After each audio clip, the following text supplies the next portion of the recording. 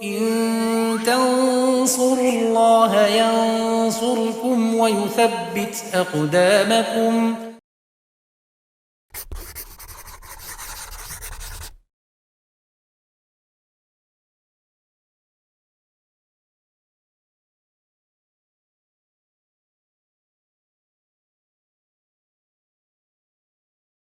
Bismillahirrahmanirrahim. Alhamdulillah wassalatu wassalamu ala Rasulillah wa ala alihi wa sahbihi wa man tabi'ahum bi ihsanin ila yaumiddin, amma ba'd.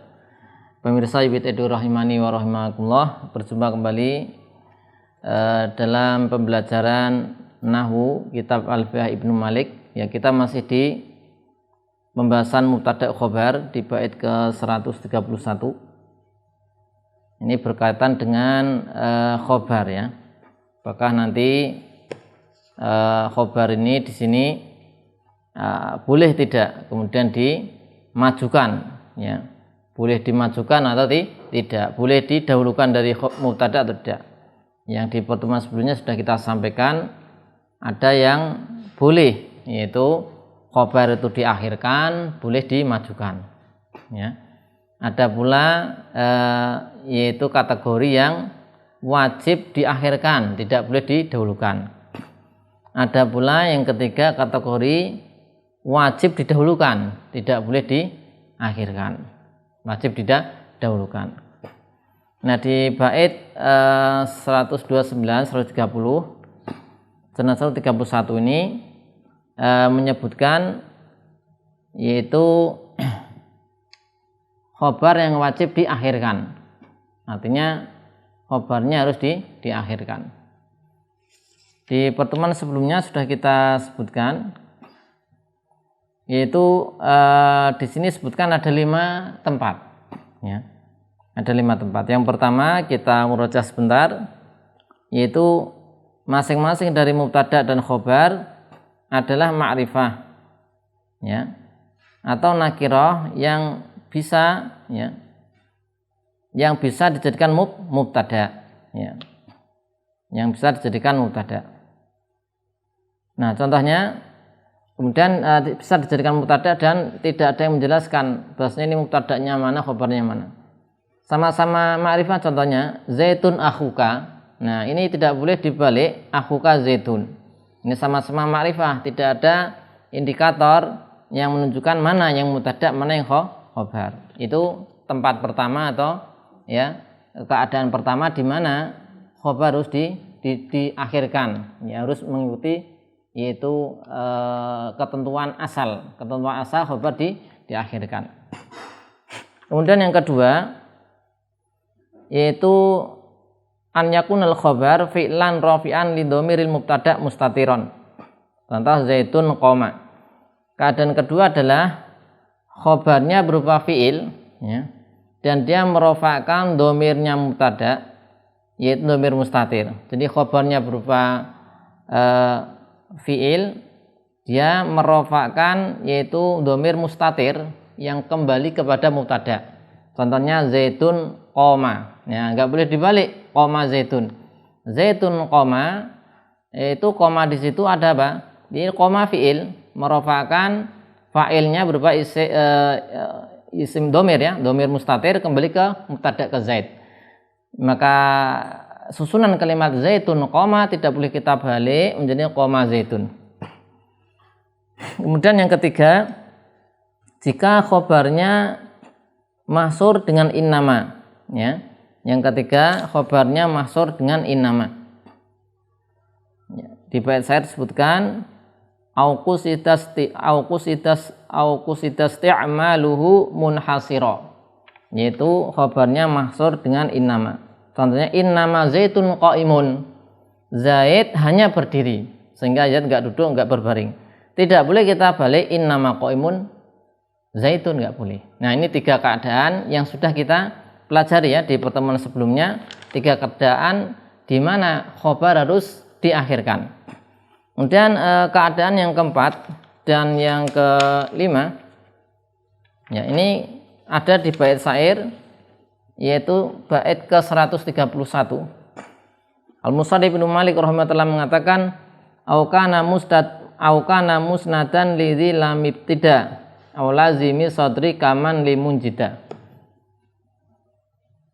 Ya, kita lihat i'rabnya. Ya, au kana ini ataf ya. Aunya ataf. Masih dalam rentetan keadaan-keadaan di mana khobar harus diakhirkan ya. Au kana musnadan, kana fi'il nakis. Mana isimnya dhamir mustatir jawazan ya. Takdiru huwa kembali ke khobar. Ini wakana ini isim dhamir mustatir takdiru huwa kembali ke khobar ya, kembali ke sini ya. Yaitu wakana, yaitu isimnya adalah musnadan, disandarkan. Musnadan khobar dari kana. Ini khobar kana. Isim kananya dhamir mustatir takdiru huwa kembali ke khobar, musnadan khobar kana. Nah, kemudian lidzi ya, ini jar majrur ya. Ada lidzi jar majrur muta'alliq dengan musnad. Nah, muta'alliq dengan musnad. Lidzi kemudian lami zi majrur ya. Kemudian lami mudhaf ilaih. Ya, lami mudhaf ilaih. Mudhaf ilaih, lam kemudian lam mudhaf ibtida juga mudhaf ilaih. Ya. Au kana musnadan lidzi lam ibtida. Kemudian aulazimi itu ataf ke zi, aulizi au li lazimi. Sehingga dia majrur dan dia mudhaf, as-sadri mudhaf ilaih. Aulazimi sadri atau dia melazimkan di depan. Kaman li man ka qaulika. Ya. Man li munjida. Man di sini mubtada, li jar majrur sebagai khobar. Kemudian munjida ya di sini bisa kita tarik menjadi hal dari di ta'liq disebutkan hal dari dhamir mustatir pada khobar yaitu jar majrur. Ya. Ada khobar di sini ya. Ada khobar di sini yang dia jar dan majrur. Dan halnya ini munjidah. Ya. Aukana, jadi ini keadaan ketiga dan keempat di mana isimnya khobarnya diisnadkan sandar pada lam ibtida atau dia lazimul sadr. Ya, mubtada'nya adalah lazimul sadr. Mubtada'nya harus di depan.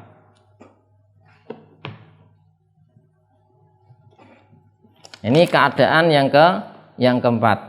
Di syarat disebutkan yaitu ar-rabi, keadaan keempat di mana khobar harus diakhirkan ya, tidak boleh kemudian didahulukan. Itu an yakuna khobaron li mubtada'in qad dakhalat alaihi lamul ibtida.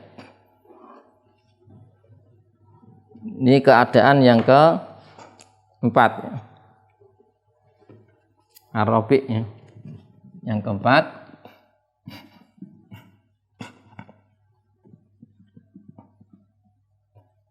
an yakuna khobaron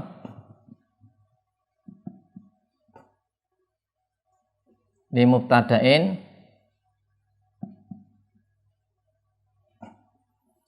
qad dakhalat alaihi lamul ibtida.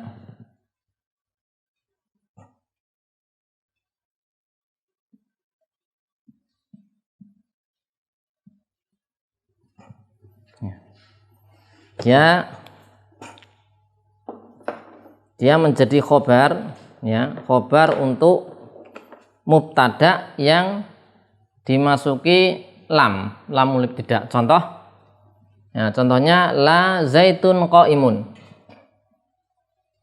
La zaitun qaimun. Nah, maka di sini ini mubtada ya, Zaid, ini khobar.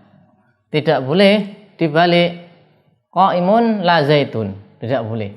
Karena ini kondisi di mana tidak diperbolehkan khobarnya yaitu diawalkan. Ya, maka ini kondisi keempat ketika mubtada'nya apa? Diberi lamul ibtida'. Enggak boleh kemudian dibalik menjadi qaimun la zaitun. Ya. Alasannya apa? Karena lamul ibtida' itu laha sadrul kalam. Laha sadrul kalam. Maksudnya apa? Dia punya hak, lamul ibtida' itu harus depan. Kalau kita belakangkan menjadi qaimun la zaitun, maka menjadi haknya hilang. Nah, ini lamul ibtida' itu punya hak di depan ya.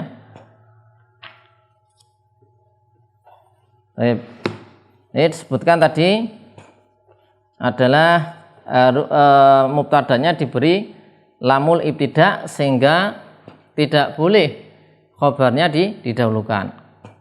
Kemudian yang berikutnya beliau mengatakan yang kelima ya. Yang kelima di bait syair disebutkan aulazimi sodri kaman li munjida. Aulazimi sodri kaman li munjida. Ini munjida tadi disebutkan hal ya, dari dhamir mustatir di dalam khobar ya. Dhamir mustatir di dalam khobar. Baik, di sini kita tuliskan yang kelima ya, yang terakhir yang disebutkan di alfiyah. Keadaan yang kelima di mana khobar tidak boleh didahulukan, harus diakhirkan. Yaitu al-khamis yang kelima, an yakunnal mubtada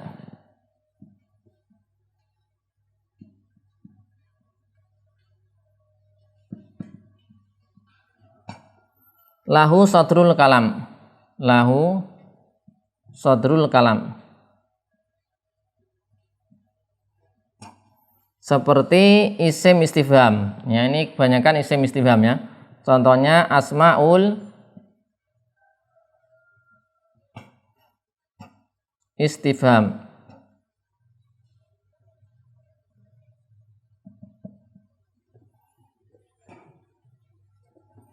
Atau misalnya sesuatu yang disandarkan pada isim istifham. Kita lihat contohnya, misalnya kalau di bait syair di situ ya ada man li munjida. Ya, man li munjida.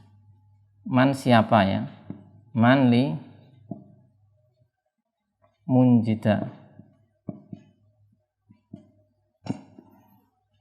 Maka man di sini mubtada, man mubtada, li jar majrur ya, sebagai khobar, munjida sebagai hal. Sehingga tidak boleh kita katakan, ya, ini kita katakan misalnya, ya, kalau yang ini ya, ini nggak boleh kita katakan qaimun la zaitun. Nah, ini tidak boleh karena wajib ya, tadi wajib diakhirkan. Ini tidak boleh kita katakan liman munjida. Ini tidak boleh.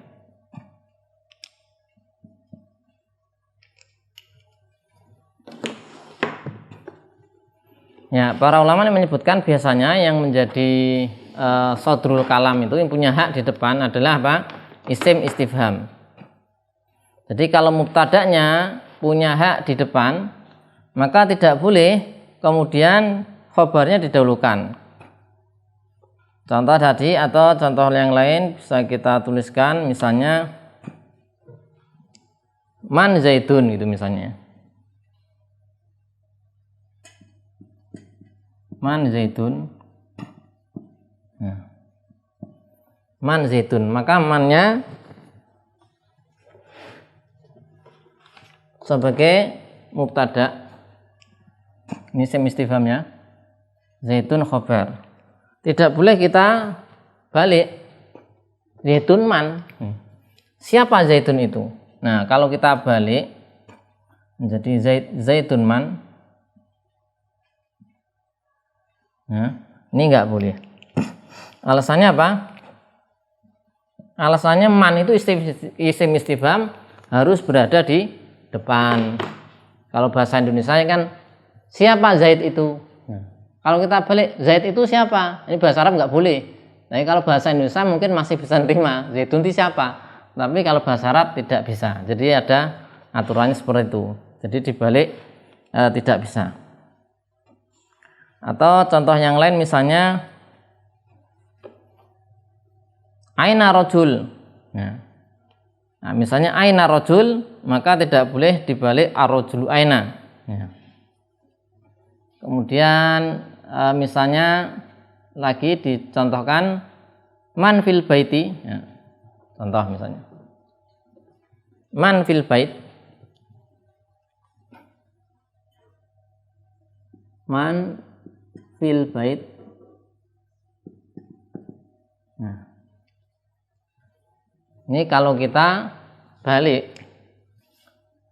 nah kita i'rabnya dulu ya. Ini man mubtada, fil bait jar majrur sebagai khobar. Kita balik menjadi fil baiti man, ya misalnya.